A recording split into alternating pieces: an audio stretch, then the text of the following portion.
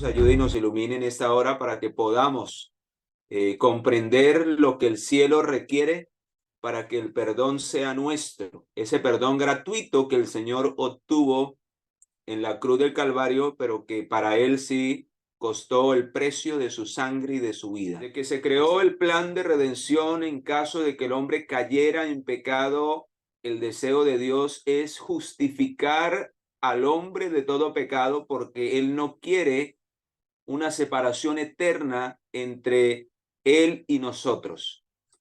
Pero para que haya esa verdadera justificación en mi vida, hay 4 requisitos que el cielo pide para que yo sea justificado por medio de la fe. Y esto es solamente por medio de la fe, porque vea lo que dice Hebreos 11:6. Cuando una persona quiere ser perdonada, quiere ser justificada, quiere estar en paz delante de Dios, es necesaria la fe. Porque la Biblia dice, sin fe es imposible agradar a Dios. Y por eso se llama justificación por la fe. O sea que yo soy justificado porque realmente creo en los méritos de un Salvador que murió, que se entregó y que derramó su sangre para obtener el perdón de mi pecado. Y no solamente vamos a mirar en esta hora a través de estos 4 pasos, es necesario el perdón. Vamos a mirar qué compete para que yo sea realmente perdonado del pecado. Y estos 4 pasos me van a ayudar a entender, hermanos, que es necesario, aparte de la justificación, la santificación. Pero si no entendemos y si no vivimos la experiencia de la justificación, no alcanzaremos el ideal de la justificación. Lo uno me lleva a lo otro. Ahora la pregunta es, ¿qué es justificación según la palabra de nuestro Dios? Vamos al libro de Éxodo capítulo 34, versículos 5 y 6. Éxodo capítulo 34, versículos 5 y 6. ¿Qué es justificación? Éxodo 34, versículos 5 y 6. Perdón, 6 y 7 dice: Jehová pasó delante de él y exclamó: Jehová, Jehová, Dios fuerte, misericordioso y piadoso, tardo para la ira y grande en misericordia y verdad. Versículo 7, escucha: que guarda misericordia a millares, que perdona la iniquidad, la rebelión y el pecado, pero que de ningún modo tendrá por inocente al malvado, que castiga la maldad de los padres y en los hijos. Así que, ¿qué es justificación según este texto? Dice, es perdón. Él perdona y nos pone a cuentas. Y dice que el que no recibe ese perdón, sobre él viene el castigo. Sobre él viene, dice que no tendrá por inocente. O sea que cuando una persona es justificada es porque queda inocente del pecado. Queda sin ninguna culpa. Queda sin ningún cargo en contra. Eso es la justificación. Y permanece justificado delante de Dios mientras no comete pecado, mientras no infringe la ley, porque en el momento, como lo dice Primera de Juan 3:4, en que cometemos pecado, infringimos la ley, y entonces nuevamente recae la culpabilidad del pecado sobre nosotros y se pierde en ese momento lo que Jesús ha hecho en la cruz del Calvario. Por eso la importancia, hermanos, dentro de la justificación, al vivir el proceso de la justificación, importantísimo la santificación. ¿Por qué? Porque lo uno me lleva a retener lo otro. Si yo no permanezco en santidad, de nada servirá la justicia de Cristo en mi favor. Se perderá. Porque el Señor al final dice que no tendrá por inocente al pecador. O sea que la obra del perdón de Jesús en la cruz del Calvario para justificarme del pecado, para poder perdonarme del pecado, se pierde. Cuando yo permanezco en el pecado, cuando yo juego con el pecado y cuando yo muero en el pecado, porque acabamos de leer que Él perdona y Él tiene misericordia, lógicamente, de aquel que acepta su perdón, de aquel que vive la experiencia del verdadero arrepentimiento. Él perdona su rebelión y su pecado, pero dice, de ningún modo tendrá por inocente al malvado. ¿Quién es el malvado? Aquel que no se arrepiente y aquel que no reconoce su pecado para ser perdonado. Pero más que eso, vamos a mirarlo. Y aquí viene, hermanos, cómo paso del estado de maldad, de pecador, al estado de la santidad. ¿Cómo puedo vivir la experiencia de la verdadera justificación, del verdadero perdón en mi vida? Pues eso se resume en una palabra. Estos 4 pasos se resumen en una sola palabra: verdadero arrepentimiento. ¿Y por qué resalto? Podría decir arrepentimiento nomás. Esa es la palabra, arrepentimiento. Pero el problema es que el arrepentimiento, aún hasta eso, el diablo ha falsificado para engañarnos. Muchas veces creemos que estamos arrepentidos.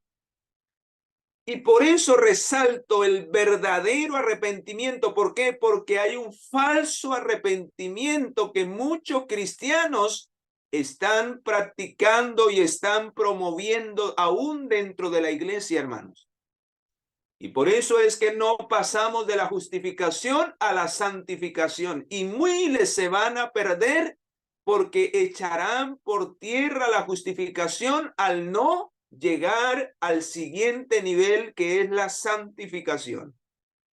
Vamos a mirar entonces cuál es el verdadero arrepentimiento para que el perdón que Cristo obtuvo en la cruz de Calvario sea efectivo en mi vida, y que ese perdón, al obtenerlo por el verdadero arrepentimiento, me lleve a vivir un estado de santidad y yo finalmente pueda vencer el pecado como Cristo lo venció mientras vivió en este planeta Tierra. Pregunto, ¿es necesario vencer el pecado? Sí, hermanos. De lo contrario, de nada servirá la justificación, o sea, el perdón. Y vamos a mirarlo. Primer paso. ¿Cuál es el primer paso para un verdadero arrepentimiento que me lleva a obtener el perdón genuino que Cristo me ofrece? Primer requisito. Vamos a ir allí al libro. Vamos a ir allí al libro de Salmos, capítulo 51. Pero antes, ¿recuerdan lo que el apóstol Pedro les dijo a aquellos hombres que habían oído el llamado de Dios? Es necesario el arrepentimiento. Él les dijo, arrepentíos y convertíos de todos vuestros pecados. Pero ahora vamos a mirar cómo es el verdadero arrepentimiento. ¿Qué conlleva un verdadero arrepentimiento? Salmos capítulo 51. Vamos allí rápidamente. Salmos capítulo 51. ¿Cuándo realmente yo me arrepiento del pecado? ¿Cuándo ocurre realmente eso en mi vida? Conlleva 4 pasos, 4 requisitos. Hermano, si usted cumple 3, su arrepentimiento no es genuino, es falso. Si cumple 2, peor. Si cumple 1, aún peor. Los 4 son importantísimos y tienen que completarse. Si no, el perdón no es para mí. ¿Cuántos cristianos hoy, al terminar, de los que están escuchando y de los que han oído este mensaje, cuántos quizás viven pidiendo perdón y no han sido perdonados y tienen un montón de pecados allá guardados en el cielo? porque no han cumplido estos 4 requisitos. Y quizás podemos ser nosotros, hermanos. Vamos a mirarlo. Salmo 51 del 1 al 3. ¿Cuál es el primer paso para el verdadero arrepentimiento que me lleva al perdón de mis pecados o de mi pecado? Cuando cometo un pecado o cuando llego a ese conocimiento, dice, ten piedad de mí, oh Dios. Ese es el arrepentimiento que mostró David después de su pecado. Dice, ten piedad de mí conforme a tu misericordia, conforme a la multitud de tus piedades, borra mis rebeliones. Lávame más y más de mi maldad y límpiame de mi pecado. Pero ¿qué hace que eso sea posible en la vida de David? Vea el primer requisito, versículo 3, ahí está. Porque yo reconozco mis ¿qué? Entonces, en primer lugar, el reconocimiento del pecado es el primer paso que todo pecador en un verdadero arrepentimiento debe de hacer. Si no reconoce que está mal, que lo que está haciendo está mal, que ese hábito, que ese deseo, que esos pensamientos, que esas palabras, que eso que está haciendo está mal, hermano, olvídese de que el Señor le va a perdonar. Queridos, Primera de Juan, capítulo 3, versículo 20, vea cómo el Espíritu Santo nos convence o nos hace reconocer el pecado. Y aquí aparece la ley de Dios. La ley de Dios no salva a nadie, pero la ley de Dios cumple una función poderosa en el reconocimiento del pecado. ¿Para qué es la ley de Dios? ¿Por qué dice que el Espíritu Santo graba en la mente y en el corazón la ley de Dios? ¿Para qué el Espíritu Santo nos presenta la ley de Dios delante de nuestra mente y de nuestro corazón? Vea la función de la ley. Vamos allí a Romanos capítulo 3, versículo 20. Dice, Romanos capítulo 3, versículo 20, dice, porque por las obras de la ley, ningún ser humano será justificado delante de él. O sea, nadie es perdonado por guardar la ley. Pero dice, pero por medio de la ley es el conocimiento del pecado. ¿Qué significa eso? Que el Espíritu Santo me revela los principios de la ley de Dios, de la voluntad de Dios, para determinar qué está bien y qué está mal en mi vida, y para que al ver que hay algo mal en mi vida, yo lo pueda reconocer. O sea que es por medio de la ley que yo reconozco el pecado en mi vida. Por eso el diablo ataca tanto la ley de Dios. Y el apóstol Pablo lo dice en el capítulo 6, que sin ley no hay pecado. Y eso es lo que quiere hacer el diablo, quitar la ley de la mente, que el Espíritu Santo sea rechazado para que no haya nada que me acuse, para yo vivir una vida de libertinaje, para yo vivir como quiera. Y en esa condición se encuentra el mundo. Por eso la mayoría no reconoce el pecado, porque viven sin ley. No hay una ley que les muestre qué es lo bueno y qué es lo malo. Y para eso es la ley, para que usted y yo reconozcamos lo que es el pecado, pues el pecado, dice Primera de Juan 3:4, es infracción de la ley de Dios. ¿Y cómo reconozco mi pecado? Pues reconociendo la ley de Dios. Y por eso, cuando ya he reconocido mi pecado, entonces dice que esa es la primera evidencia de un verdadero arrepentimiento. Hermanos, hay tantas personas que quieren cambiar, que quieren buscar de Dios, que quieren, pero no reconocen su pecado.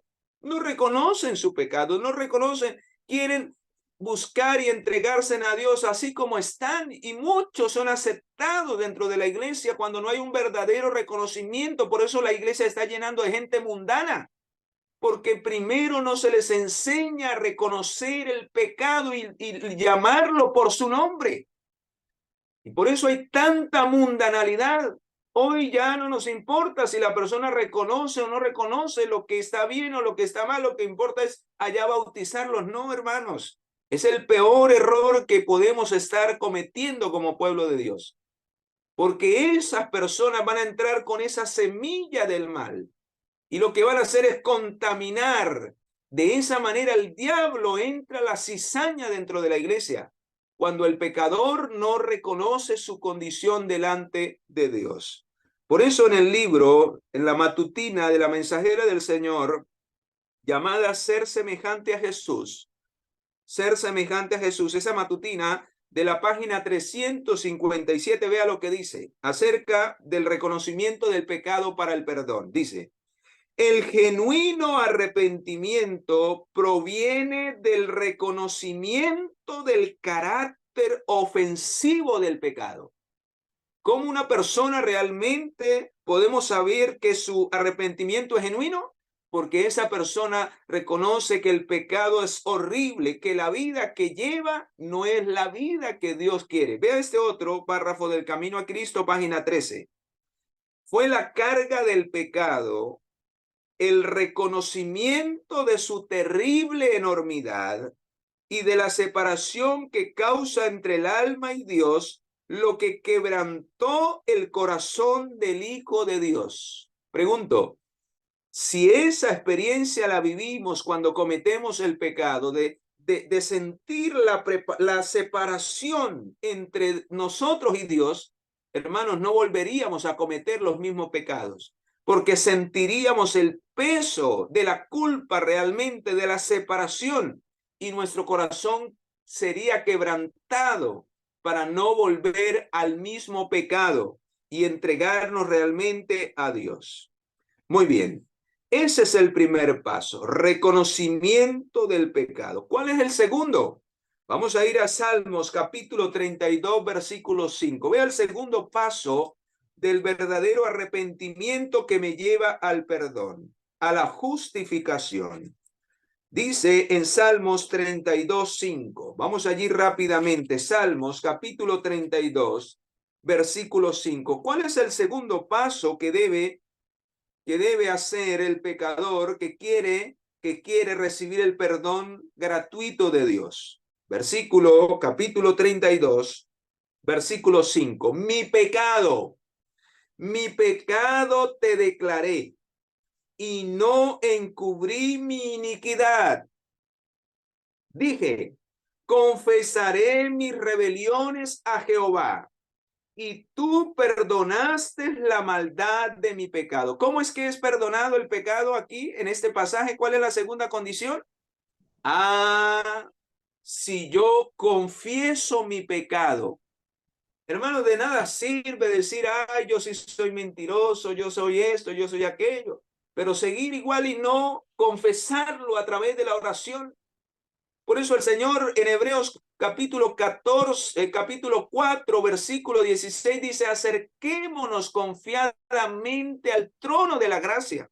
Y allí en primera de Juan 1:9 dice: si confesamos nuestros pecados, Él es fiel y justo para perdonar nuestros pecados y limpiarnos de toda maldad. ¿Es importante entonces la confesión? Sí, hermanos. Si usted no confiesa su pecado, jamás será perdonado. Pero primero debe reconocer el pecado, hermanos. De nada sirve decir yo soy esto, pero no haber un verdadero reconocimiento de que eso está mal en mi vida. Muchos confiesan el pecado, pero no reconocen que eso está grave en mi vida, que eso está mal. Solo lo confiesa, ¿saben para qué? Para calmar la conciencia de que el Señor nos perdone por si en esta noche nos morimos. No, hermano.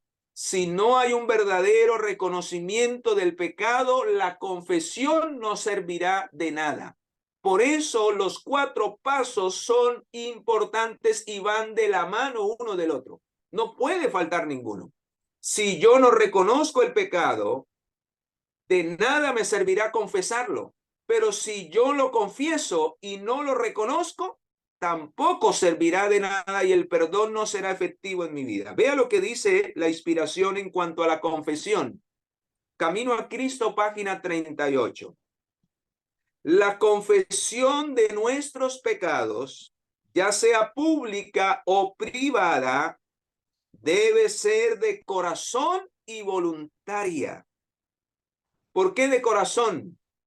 Porque reconozco que he fallado. No para quedar bien delante de los demás, no para quedar bien delante de Dios, no para calmar mi conciencia. No, es porque reconozco que he hecho mal y necesito cambiar.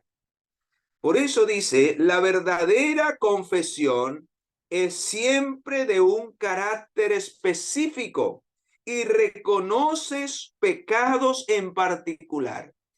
Yo he visto muchos hermanos y hermanas en las oraciones, sobre todo de noche, decir, Señor, perdóname por todos los pecados que yo cometí en este día. Eso no es confesión. Ahí los pecados siguen arriba en el cielo sin perdonar. La verdadera confesión, o sea que hay una que no es verdadera, y es la que acabé de mencionar. Y si esa no es verdadera confesión porque no reconoce los pecados por su nombre, entonces se anula el perdón de esos pecados, no es efectivo en la oración de quienes confiesan de esa manera. Hay que llamar el pecado por su nombre. Si yo hoy dije una mentira, entonces debo humillarme, debo reconocer mi culpabilidad y luego debo de orar y decir, Señor, perdóname. Me siento mal por haberte ofendido y por haber hablado falsamente a través de la mentira, Señor. Mentí, dije esto y aquello. Hay que llamar al pecado por su nombre, hermano. Hermano, si usted no reconoce el pecado de esa manera, es porque no ha reconocido la enormidad de su ofensa delante de Dios. Entonces el perdón no es efectivo porque no confiesa realmente el pecado. Vea lo que dice este otro pasaje deseado a todas las gentes, página 751. En estos es dada una lección para todos los que siguen a Cristo. No pueden disculpar el pecado. Los pecados secretos han de ser confesados en secreto a Dios, pero el pecado público o abierto requiere una confesión abierta. ¿Para qué?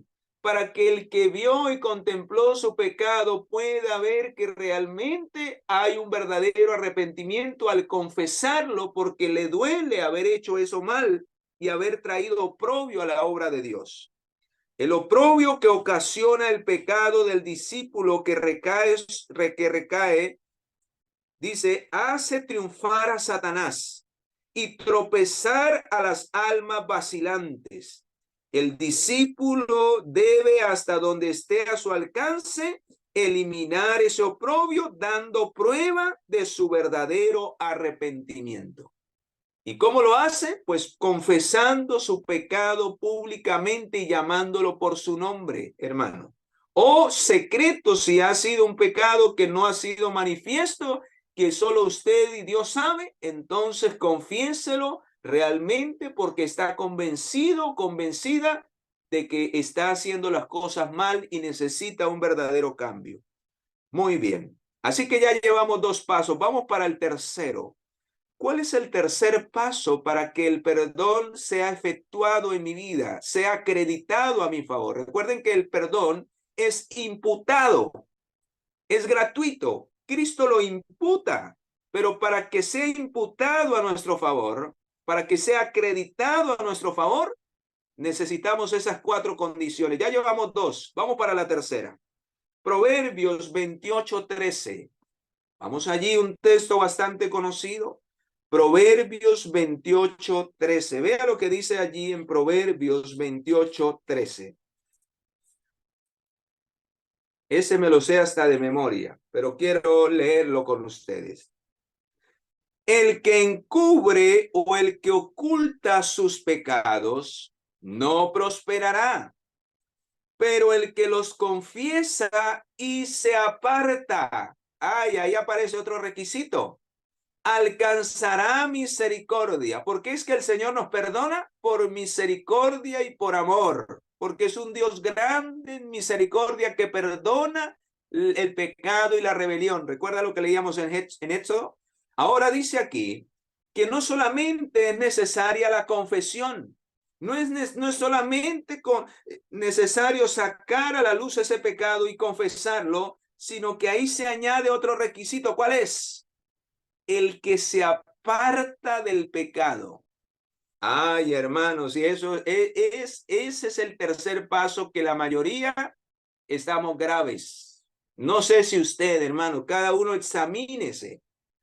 ¿Cuántos pecados hemos cometido y seguimos cometiendo y siguen allá vigentes sin perdón? Mas, sin embargo, decimos, sí, yo soy un mentiroso, reconocemos el pecado, lo confesamos, o muchas veces ni lo confesamos, solamente decimos, Señor, perdóname por todos mis pecados y amén. Pero ¿qué pasa al siguiente día de pedir perdón? O quizás usted lo pueda confesar, Señor, soy un mentiroso, Señor, soy iracundo, me exploto por nada, estoy lleno de ira. Perdóname, Señor, perdóname, oh Señor, voy a cambiar, voy a hacer un cambio en mi vida. Pero al siguiente día le sirvieron la sopa caliente y eso le encendió la ira otra vez. Y se descargó contra su esposa, contra su mamá, contra su hijo, contra su hija. ¿Qué pasó con esa confesión del día anterior? Hermanos, quedó anulada, porque el pecado, para ser perdonado y alcanzar la misericordia de Dios, debe ser abandonado. O sea que si confesé mi pecado, si reconocí mi pecado, pero no lo abandoné, el perdón sigue allá sin efectuarse al lado de ese pecado, hermanos. Tremendo. No hay perdón para el que no abandona el pecado. Porque recuerdan cuando fue traída la mujer samaritana, la mujer en adulterio, ¿recuerdan qué le dijo el Señor? ¿Dónde están los que te condenan? El Señor le dijo, ni yo te condeno, o sea, te perdono, pero vete y no qué, y no peques más para que no te sobrevenga cosa peor. Vea lo que dice la inspiración, hermanos, en cuanto a esto de no abandonar el pecado. Lo confieso, lo reconozco, pero sigo pecando, sigo en lo mismo. Y hermanos, ¿cuántos llevamos años en lo mismo? En lo mismo y en lo mismo. Y si usted no le permite al Señor que lo cambie, que lo transforme, si usted no abandona ese pecado, morirá y se perderá por ese pecado, hermanos, si no hay una transformación en mi vida. Se lo digo con amor y con sinceridad. Así lo dice el conflicto de los siglos. Escucha, conflicto de los siglos, página 540. Los pecados, escucha, los pecados que no hayan inspirado arrepentimiento y que no hayan sido abandonados, no serán perdonados. ¿No serán qué? No serán perdonados. Y cuando se cierre mi tiempo de gracia, dice, y no serán borrados del libro de memoria, sino que permanecerán como testimonio contra el pecador en el día de Dios. O sea que esos pecados que yo he confesado quizás, pero que no he querido abandonar, seguirán vigentes, y por esos pecados seré condenado en el día final. Tremendo, mis amados. Por eso Hebreos 11:26, vea lo que dice. Si usted permanece en el pecado, si sigue pecando sabiendo que eso está mal, después de recibir el conocimiento de la verdad, ¿qué dice? Si la muerte lo sorprende y no ha abandonado el pecado, no ha permitido que el Señor le cambie. Dice, Hebreos capítulo 10, versículo 26, dice, pero si pecamos voluntariamente, después de haber recibido el conocimiento de la verdad, ya no quedará más sacrificios por los pecados, sino una horrenda expectación de juicio y de hervor que habrá de devorar a los adversarios. No habrá oportunidad, no habrá perdón, porque no quise abandonar el pecado, seguí pecando voluntariamente. Tremendo, mis amados. Tremendo, tremendo esa circunstancia, esa situación. Y muy bien, hemos llegado, para terminar, hemos llegado al último paso ¿Cuál será ese último paso necesario para que el perdón sea efectuado? Ya lo reconocí, ya lo confesé, ya me aparté, dije ya no más, no voy y me arrodillé en esa convicción, Señor, ya no más con tu poder voy a abandonar eso en mi vida. Cámbiame, transfórmame. ¿Cuál es lo último que necesito para que el perdón pueda ser una realidad en mi vida? Vamos a ir al libro de Levíticos capítulo 5. Vea qué era necesario más para que el pecador quedara perdonado totalmente del pecado. Ahí está, en Levíticos 5, 17 y 18. Levíticos capítulo 5, versículo 17 y 18. Finalmente, si una persona peca o hace alguna de todas aquellas cosas por mandamiento de Jehová que no debe de hacer, aún sin hacerlo a sabiendas, es culpable y llevará su pecado. Pero ahora vea lo que dice el versículo 18, perdón. Llevará pues al sacerdote para la expiación, o sea, para el perdón, según tú lo estimes, un carnero sin defecto de los rebaños, y el sacerdote le hará expiación por el pecado que cometió por ignorancia y será perdonado. ¿Qué debía de llevar finalmente el pecador y presentarlo para la expiación de su pecado? ¿Qué debía de llevar? Debía de llevar un cordero, una ofrenda. Hermanos, sin la ofrenda del Cordero de Dios, el pecado no será nunca perdonado.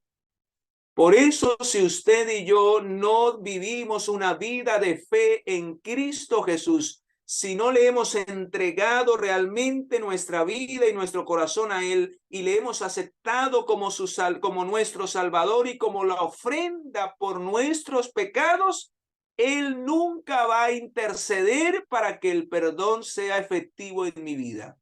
Por eso Juan, en San Juan 1.9 dice, San Juan 1.29, cuando Juan vio venir a Jesús al río Jordán para ser bautizado, en San Juan 1.29, ¿qué dijo? He aquí el Cordero de Dios que quita el pecado ¿de qué? Que quita el pecado del mundo. Saben, hermanos, este último paso es sumamente importante. ¿Saben por qué?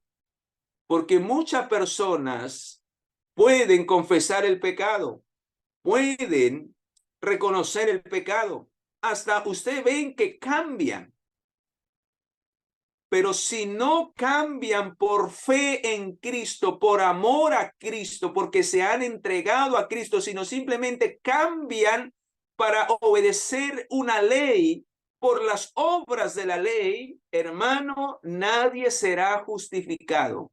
El único que me justifica finalmente con los 3 pasos anteriores es la ofrenda del Cordero. ¿Y quién es esa ofrenda? Cristo. O sea que si Cristo no vive en mí, aunque yo ande rectamente, aunque yo confiese mi pecado, aunque yo me arrepienta del pecado, pero si por medio de la fe no me aferro a sus méritos, y no vivo una vida, una relación con Él, Él no podrá interceder por mí ante el Padre Celestial. Vea este último texto que quiero dejarlos para hacer un llamado y orar por ustedes y que ustedes oren por mí. Este texto es clave para entender este último punto. Está en Hebreos capítulo 7, versículo 25. Hermanos, si por fe no le entregamos nuestra vida a Cristo, si por fe no aceptamos su vida como una ofrenda por mi pecado, si no tenemos una relación realmente con Cristo, con el Cordero de Dios, de nada servirán los pasos anteriores. Y por eso muchas personas se acercan a Dios solamente para obtener el perdón, pero no aceptan, no viven una experiencia con Cristo, por eso ceden y caen fácilmente en el pecado. Porque el único que nos hace permanecer sin condenación, ¿quién es? Cristo. En Romanos 8:1 dice, ninguna condenación hay para los que están en ¿quién? Para los que están en Cristo. Esa es la clave para vencer el pecado. Una vida permanente en el Cordero que quita el pecado del mundo. Y vea lo que dice Hebreos 7:25. Y termino con este pasaje. Por eso puede también salvar perpetuamente. O sea, cuando habla que puede salvar perpetuamente es todos los días. Nos puede hacer permanecer en santidad, sin pecado, perdonados. ¿Cómo? A los que por él, o sea, a los que por medio de Cristo se acercan a Dios. Y cuando nos acercamos a Dios con la ofrenda que es Cristo, después de haber reconocido el pecado, confesado el pecado y apartado del pecado, nos acercamos al Padre a través de Cristo Jesús. ¿Qué hace Cristo? Hermanos, versículo 25, última parte, ¿qué hace Él?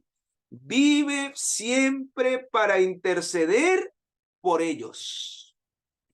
Y si Cristo intercede por nosotros porque lo hemos aceptado por medio de la fe, como nuestra ofrenda y como nuestro Salvador, hermanos, la garantía es el perdón completo y absoluto de nuestros pecados. Y no solamente el perdón.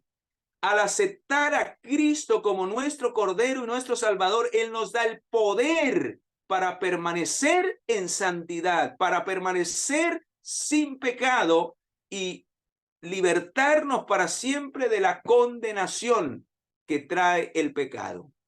Que Dios nos ayude, mis amados y mis amadas, para que al vivir estas 4 experiencias del verdadero arrepentimiento, podamos obtener el perdón que solo Cristo puede ofrecer al pecador que verdaderamente está arrepentido. Que esa sea tu experiencia cada día y mi experiencia contra el pecado, y entonces saldremos librados, expiados, justificados y perdonados para siempre. Oremos. Padre, gracias. Gracias porque en esta noche tarde hemos podido meditar en esta preciosa experiencia que debemos vivir si queremos ser realmente justificados, perdonados y expiados del pecado. Para entonces permanecer en santidad en Cristo Jesús, y como lo expresó el apóstol Pablo al vivir esa experiencia, para que finalmente ya no viva yo, sino viva Cristo en mí. Para que la carne y el pecado sea crucificado en la cruz, porque en esa cruz he recibido la ofrenda por mi pecado, para que ya no viva yo, sino viva Cristo en mí. Y lo que antes hacía en la carne, en el pecado, ahora ya no lo haga, sino ahora viva por la fe en el Hijo de Dios, el cual me amó y se entregó por mí. Bendice a quienes han oído y han de oír este mensaje, para que ellos puedan vivir esa experiencia y puedan vivir en paz porque han sido perdonados por la sangre y el poder de Cristo Jesús. En el nombre poderoso de nuestro Señor lo pedimos y lo agradecemos. Amén. Y amén. Amén.